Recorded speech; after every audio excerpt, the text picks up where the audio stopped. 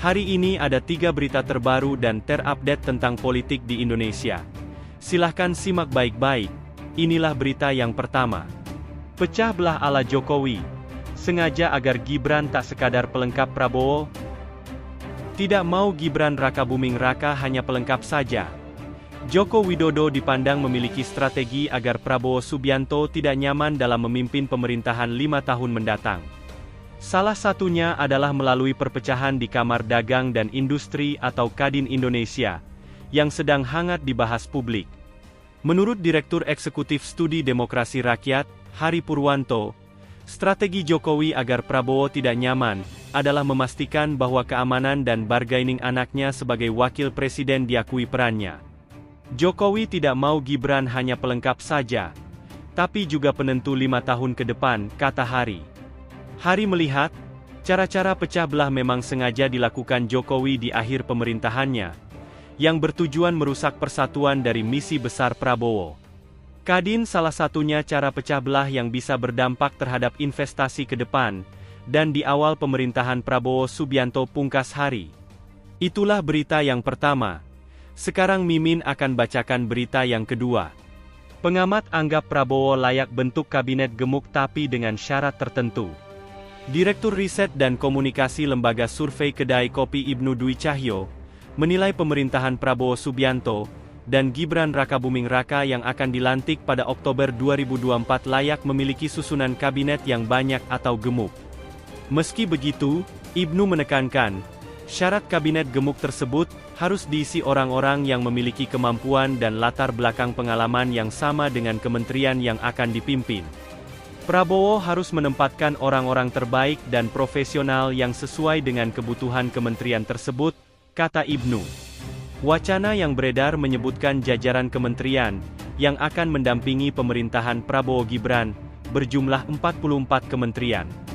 Jumlah ini bertambah dari yang sebelumnya hanya sebanyak 34 kementerian.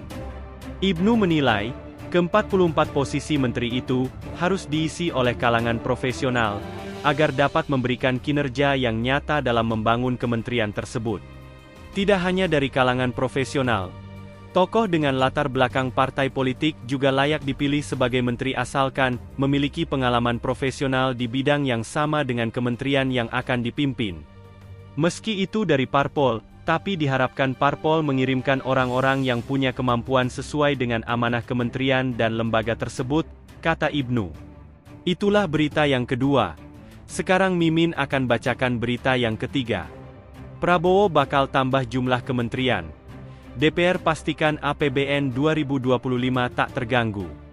Ketua Badan Anggaran DPR RI, Said Abdullah memastikan penambahan jumlah kementerian pada pemerintahan Prabowo Subianto Gibran Raka Buming Raka tidak mengganggu APBN 2025.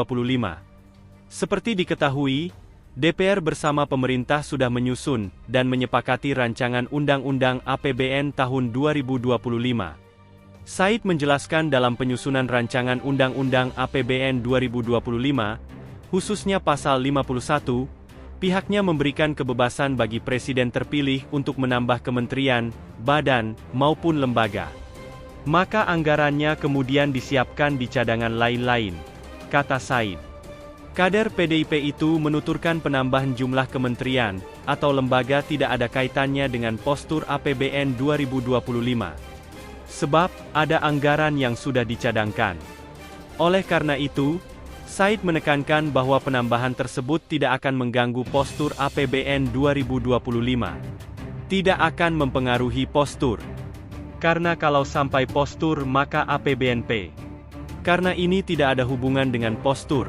Karena sudah dicadangkan anggarannya, sekitar, saya lupa minta maaf, maka sebenarnya nanti persetujuannya hanya lewat komisi-komisi sebagai mitra, pungkas Said.